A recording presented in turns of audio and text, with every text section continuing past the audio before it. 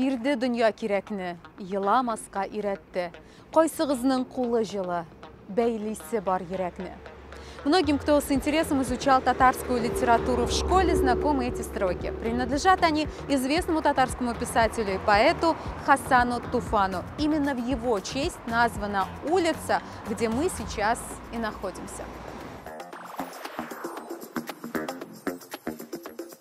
В Казань Хасан Туфан приехал в 1924 году и преподавал в школе Слободы Бишбалта, ныне на территории Кировского района Казани.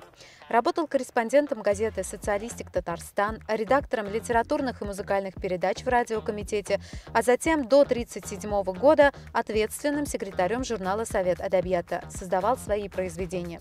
Репрессии не прошли мимо поэта, и в 1940 году Хасан Туфан был арестован и обвинен в антисоветской националистической деятельности. После 10 лет лагерей поэт вернулся в Казань.